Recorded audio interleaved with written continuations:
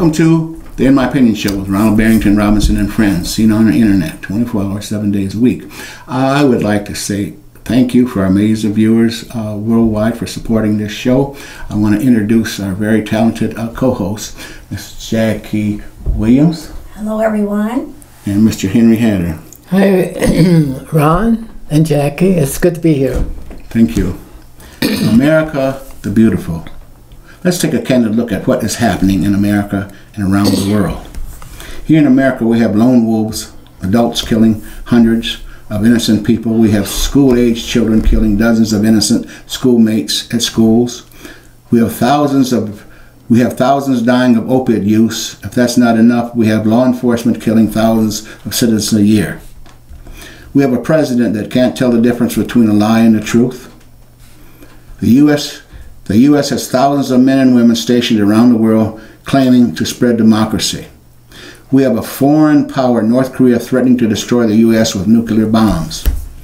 Right here at home, Flint, Michigan, death is imminent for many. For several years, we're forced still to drink poison water, have the highest water rates in the country that has already killed untold citizens. Thousands more have been sickened. Hundreds of unborn aborted. All because of lies and stupid bureaucracy from the governor on down to local city leaders. This behavior is more reminiscent of third world countries. First, let's talk about opiate use that's killing thousands in prisons and imprisoning thousands more. Doctor prescriptions by the millions written. Insurance companies billions of dollars in profits. Television and social media glorifying drugs. Is this America the Beautiful? I think not. We're talking about opiates, Jackie. Give our viewers your view. Well, this epidemic is really running across America rapidly, and unfortunately, it is not always the user's fault. When they allow the regulations to the pain meds to be loosened, a lot of doctors prescribe more, and this is very highly addictive. And I don't think they did enough research before allowing the FDA? Which one? Mm-hmm. Yeah. Okay, Food and before they had approved it, I don't think it was enough research behind, how it said may cause, because these are highly addictive. But I want to point out that the people that you see addicted to this is not your typical people that are on drugs that people stereotype. These are not people that are not working. These are not people that are having a hard time. These are working individuals. A lot of them are working individuals that have gone to their doctors to have some type of pain release. And they've been given this medication, which is so highly addictive, it has caused for them to be highly addictive to it, and then caused for them to overdose because your body yearns to have more of the medicine, and that's when they're ODing, and that's why they're having to have not just medical professionals, but police officers, ambulatory services, able to administer something to help bring them out if they are to overdose, because they're dying locally. In Mount Morris, just I believe in the last 2 months, they had 4 people die from the same apartment. And they're not the typical people that you would think would be on drugs. These are nurses, a school teacher. So this is what I'm saying. This is hitting the professionals per se, and it is running rapid. And because they did not see it coming, they're behind trying to catch up with the solution to it, so to speak. Well, you mentioned earlier that you've taken a class. Yes, Convoy Up Hope, when they had the Flint, and it was a beautiful program which brought all Flint together, and they offered health services and screenings and food and clothing and shoes free for all Flint residents regardless to your financial background. And one of the things that Genesee County Health Department was trying to, mental health, was trying to express is that we need more people active in the communities able to combat this situation.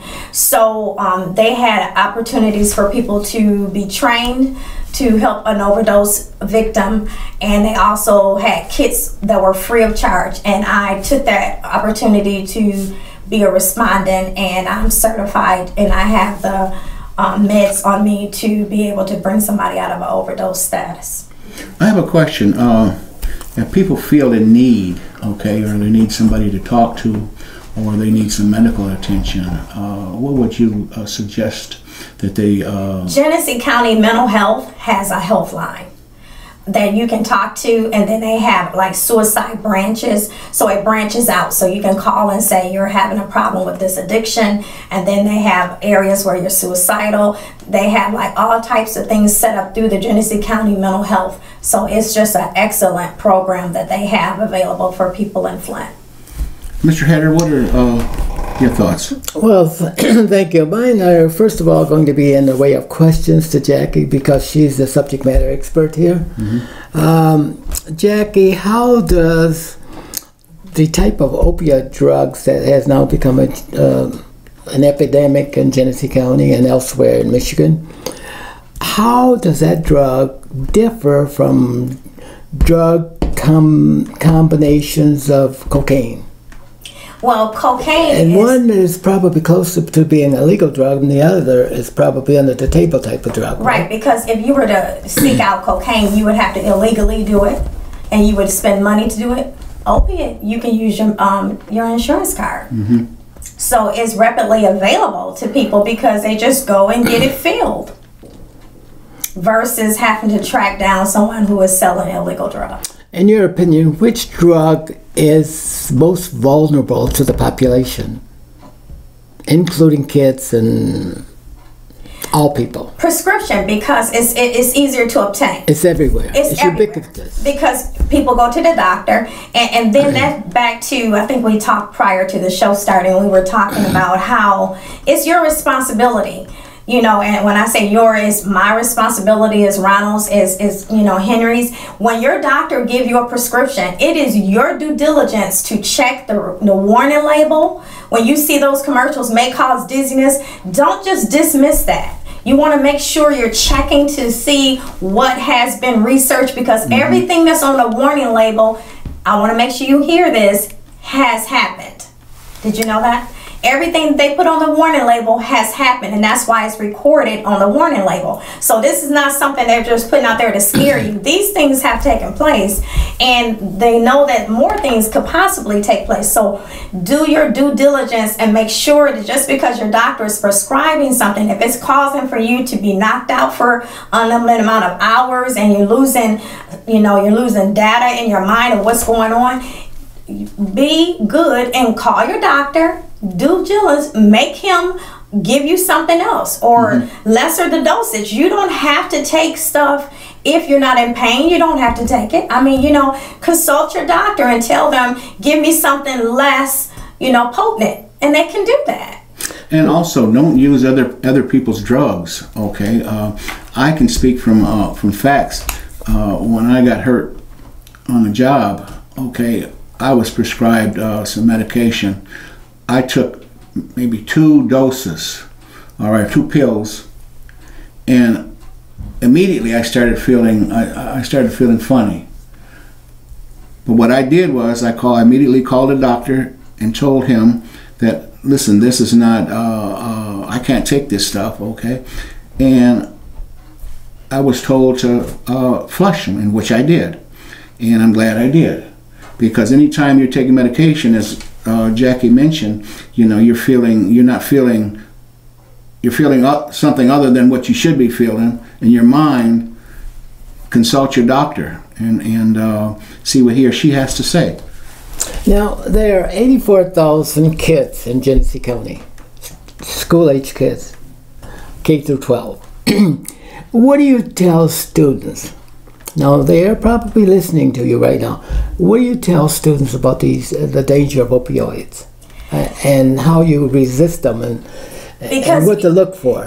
What people don't understand is when you go to the pharmacy and the pharmacist prescribe you medication, he doesn't just prescribe you medication. He looks at your history. He looks at what you're already taking. He looks at your size. He looks at your weight. He looks at your age. I mean, there's a lot of determining factors. So if I try to take Ronald's medication, we're not the same size, we're not the same height, it might be too strong for me. So that's why you should not take other people's medication, because I had some mother give my son, when he wasn't feeling good, some of her medication, and I had to educate her of how dangerous. But I was paying attention, and I noticed that he wasn't, you know, he was doing a lot of sleep. What do you sleep for? You know what I mean? Because things that are abnormal, you pay attention. And so it's so important, because where it might just make him a little sleepy, it might knock me out. And I might be knocked out, and it's not healthy. You know what I mean? Well, what do you tell kids who are listening to the show right now, who have drugs in the kitchen cabinet or the cabinet, bathroom cabinet? They're just there, accessible to them. They don't tell the mom or dad that they're going to go to the cabinet and take a drug. What do you tell them? What kind of precautions would you give them? You really do. And this is a likelihood to be the kind of way that students access those drugs. Yes, because that's what they said. It's a commercial. I'm glad you said that, Henry, because there's a commercial that says, I don't know his name, Tommy's going to visit his grandmother. And it's the most dangerous visit, because grandma have all this medication. She doesn't have it put up, and he just goes through and picks out what he wants. You, as a person that's being prescribed medication, have a responsibility. Students, you have a responsibility. You have to protect yourself. You have to put your guard up, and you have to know that you in no circumstances are to take medication from somebody else's purse, pocket, or any kind of dispenser. You are not to take that medication, because you don't know where the medication has been. You don't know what's prescribed in the medication. You don't know what it's for. And it's just very dangerous. And this is what is going on. People are sharing their medications, and people are overdosing. They're having suicidal thoughts, because a lot of side effects affect people differently. And so it's very dangerous, and it could be the end. Ron, this is my last question to Jackie. Jackie, what classification of drugs do kids go to the cabinet and take out first? Are they pain pills? Yes. Are they sleeping pills? Pain or pills. Are they depressants? Pain pills, because a lot of times, a lot of kids don't like to endure pain. And so think about it, you have the best advertisement from our grandparents and our mother. I was hurting real bad, and then I took my medication. So we advertise without realizing we're advertising things that they should not have. You know what I mean? Instead of saying, if you're hurting, we need to get you some different. And that's what we need to say, what is correct in front of our children and our young people. If you're in pain, I need to take you to the doctor so he can assess your situation, because it's not the same as mine. Each person is different. Each fingerprint is different. Each person is different. So I might be able to take some medication, but then you might take it, and it might cause for you to overdose. Should a kid, 16 years old or 17-year-old, who has gone to the cabinet and taken 2 pills, didn't know what they were pain pills, and was on the street or in school or was driving, should that person be charged with a criminal offense? Now, you got the cat. These are opioids. Right. Okay, this is not a... Well, they charged Tiger Woods. Remember? Well, Tiger Woods. Opioids are something... No, but I'm saying Tiger Woods had pain medicine. They never told what it was.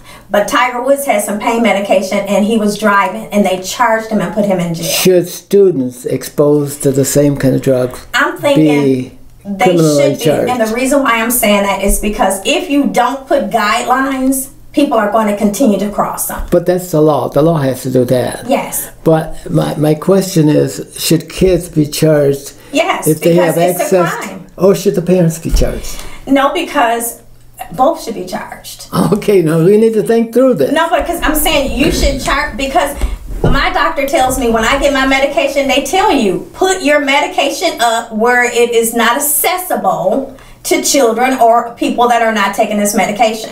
They tell you the worst place to put your prescription medication is in the medicine cabinet, because think of all the traffic in there versus if you had it in a private place where only you knew where it was, and you can monitor if it's missing, or if you know that some reason you need a refill and you should need a refill, then you'll be able to be alarmed. So the responsibility is on the person that is prescribed the medication, but then the responsibility is on you making choices. So when you go in the bathroom, you know that's not your medication. What you're doing, if you're driving under the influence, you could kill someone, and you're responsible. You have to be, every top has to sit on its own bottom. So you have to be responsible for what you do. And that's one of the things that America is fleeing away from. We don't like to be responsible for what we're responsible for. And we need to understand that we can be charged by doing these things, because it's turning into a horrible epidemic all across America. Exactly, and more so, I think, in our community, with the water situation and opiate use, and and sexual transmitted diseases here in Genesee County, and a host of unemployment. I mean, there's a whole lot of social factors that enter into all of this. Okay, so you don't have one answer for everything. It's impossible. Right. Thank you, Jackie, for that great erudition. I thank Genesee County Mental Health for updating us with that information. I appreciate that. If a person wants to take the test, what's the criteria? I mean, to be able to there is an application. There is an application, and they do ask questions, and then they have to go through and approve the application, of course. So they do have an application that you do have to fill out prior to being, because they have to be careful, because, a lot of times you have to think mind over matter. People start thinking quickly, if I register to get the medicine to stop the overdose, then I can continue my usage. That's how a lot of times the mind is working when it's being addicted. It's not thinking clearly. So you have to be careful not to put it in the wrong hands. Well, I know in some school districts that they have a rigorous program, lots of rigor on opioid medicine. Clio's one of them, and they have prepared their staff to quickly react to a situation that occurs on the school campus, and advise other people of how to be more responsible for their actions when they go to cabinet and pull out an opioid drug. Right.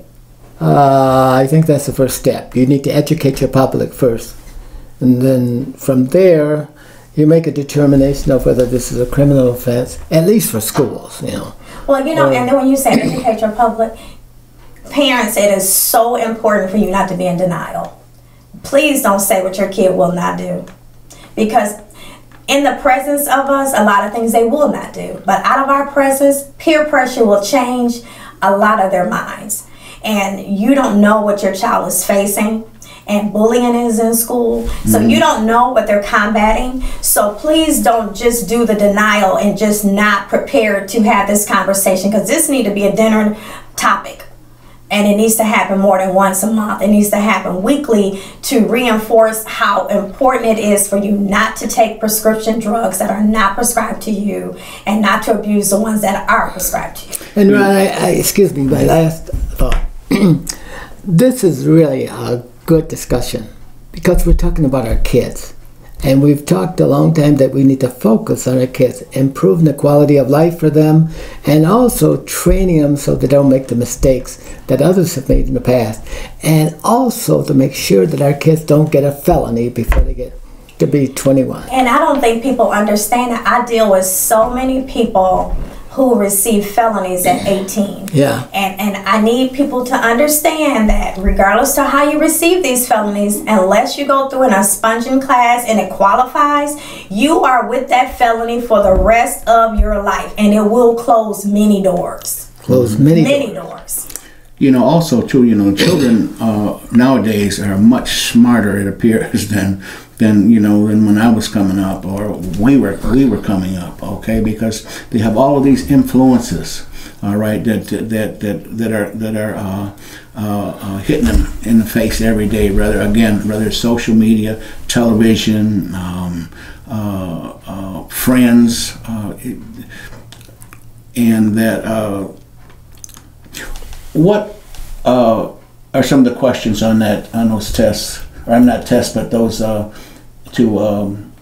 qualify you for what I'm trying to remember briefly. It was like maybe 2 or 3 pages.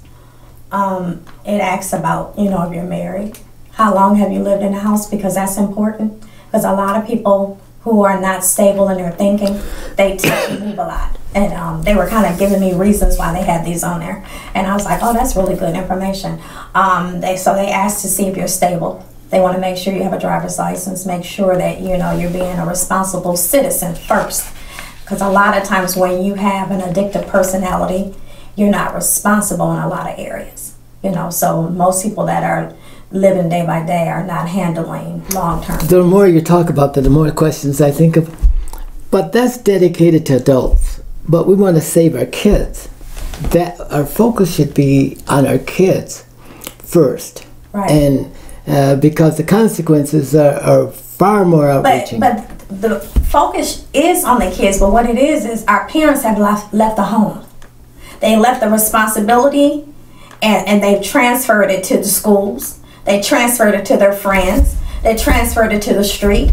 Because a lot of times when kids come home now, there's no one there. So they're able to make a lot of decisions that normally children are not supposed to make. Because I remember a little girl telling me her mom wasn't home when she came home, and she tried to trick me and make me think that her mother was there. But then she said, when that big hand gets on that 12 and that little hand gets on that 8, my mother will be here.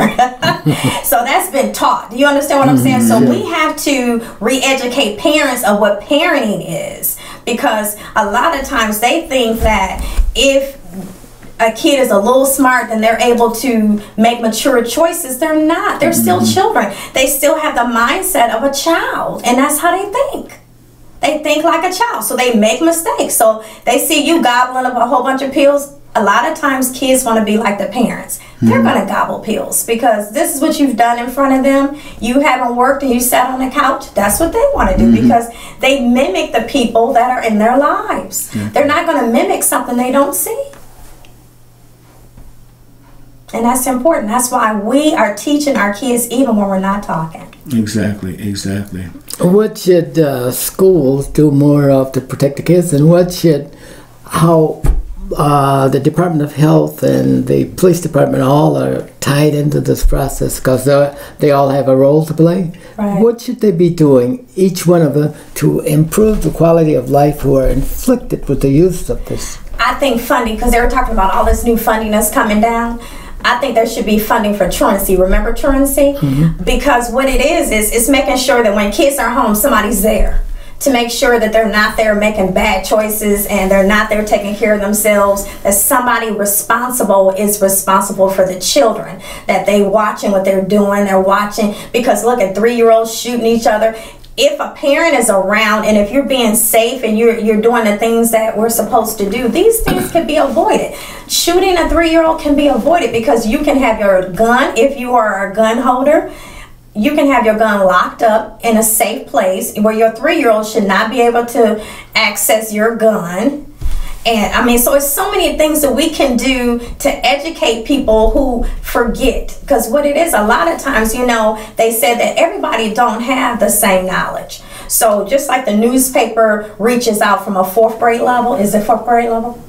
It's because that's how we have to come at the parents. We have to reach them at a 4th grade level, so we're not missing anybody, but we're capturing everybody. And we also can't continue to demonize our children too, because they look at an adult as a role model. That's right. Okay, and we cannot demonize our children because their futures are at stake. Right. Okay, and we have to teach them the best that we know how.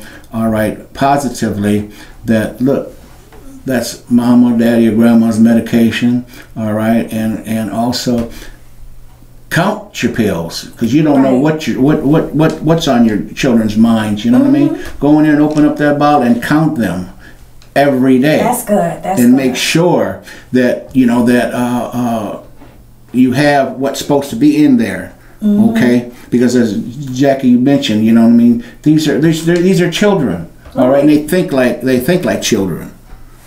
And then everything is accessible now. You can go online and see people ODing. You can go online because there's no filter. You know, the filter is the parent. We are the filter. Parents are the filter. We are here to filter what our kids are, you know, come in contact with. That's what our job is, to filter and to teach. It's not the school's responsibility to teach them all these things. They reinforce what we're teaching at home. So we have to go back. To me, I would think that the first course of business would be to educate that home. We have to get homes turned back into homes and not houses. Because we have to take the parents back to the house. Kids can't be left endless hours with no supervision. We have to make sure that parents are able to understand good bedtime so they're making good choices. You know, because a lot of times if you're not getting enough rest, you're not making good choices. You know, just like us, we're not making good choices. So I think it needs to be transferred back to the home. We need to educate the parents, and then the schools will reinforce, and we will support, and so will the police department and ambulatory services. Again, we got about 30 seconds. Again, tell our viewing audience where you can go to get help, not just only here in Flint, Michigan, and Genesee County, but I'm sure other states around the country. The health department all across the United States is taking an active role in this. The health department can give you the branches that you need in your state or your country or your city. So please reach out. Don't just deal with this. You're not alone. We have help coming. We have funding coming. Please contact your schools if you don't know. I'm sure they can give you some resources as well, and we can beat this thing. Thank you. Thank you, Jackie. This is Ronald Berry Robinson and friends for the In My Opinion show, saying until next time, stay focused.